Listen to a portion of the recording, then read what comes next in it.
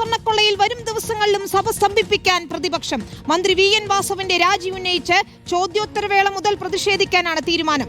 സ്വർണ്ണക്കൊള്ള ഉയർത്തി പ്രതിപക്ഷം ഇന്ന് നടുത്തളത്തിലിറങ്ങി. രൂക്ഷമായ വാദപ്രതിവാദങ്ങളാണ് ഭരണ പ്രതിപക്ഷ MLA-മാർ തമ്മിൽ നടന്നത്.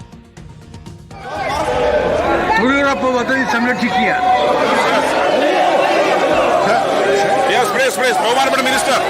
സഭാ നടപടികൾ ആരംഭിച്ചതിന് പിന്നാലെ തന്നെ പ്ലക്കാർഡുകളും ബാനറുകളുമായി പ്രതിപക്ഷ പ്രതിഷേധം. പോറ്റിയെപ്പാട്ടുമായി പ്രതിപക്ഷം നടുത്തളത്തിലിറങ്ങിയപ്പോൾ മറുപാട്ടുമായി ഭരണപക്ഷവും തിരിച്ചടിച്ചു. അടിയന്തര പ്രമേയ നോട്ടീസ് നൽകാതെ വാസവന്റെ രാജി ആവശ്യമുയർത്തിയായിരുന്നു പ്രതിഷേധം. ദേവസ്വം മന്ത്രി കാരണം 2024-25 കാലത്ത് ഗുരുതരമായ ക്രമക്കേടുകൾ ഹൈക്കോടതി കണ്ടെത്തിയ സാഹചര്യത്തിൽ അതിന്റെ ഉത്തരവാദിത്വം ഏറ്റെടുത്തുകൊണ്ട് ബഹുമാനപ്പെട്ട ദേവസ്വം മന്ത്രി രാജിവെക്കണമെന്നും അടിയന്തര പ്രമേയത്തിന് നോട്ടീസ് നൽകാത്തത് പ്രതിപക്ഷത്തിന്റെ ഭീരുത്വമാണെന്ന് മന്ത്രി MB രാജേഷിന്റെ പരിഹാസം. ഈ നാടകം നടത്തുന്നത് എന്തിനാണ്?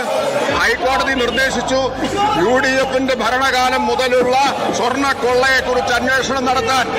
അപ്പൊ കർത്തവന്മാരെ രക്ഷിക്കാൻ വേണ്ടിയിട്ട് പ്രതിപക്ഷ നേതാവ് ഇളക്കി വിട്ടിരിക്കുകയാണ് ഇവരെ എല്ലാവരെയും. ഇതിനിടെ മന്ത്രി V ശിവൻകുട്ടിയും മറുപടിപ്പാട്ടുമായി രംഗത്തെത്തി. പ്രതിഷേധങ്ങൾക്കിടെ സഭ നന്ദിപ്രമേയ ചർച്ചയിലേക്ക് കടന്നു. പ്രതിഷേധം കനത്തതോടെ വിഷയത്തിൽ ഇടപെട്ടു മുഖ്യമന്ത്രി. സർ, പ്രതിപക്ഷത്തിന് സഭ നടത്താതിരിക്കലാണ് ആവശ്യമെന്നാണ് തോന്നുന്നത്.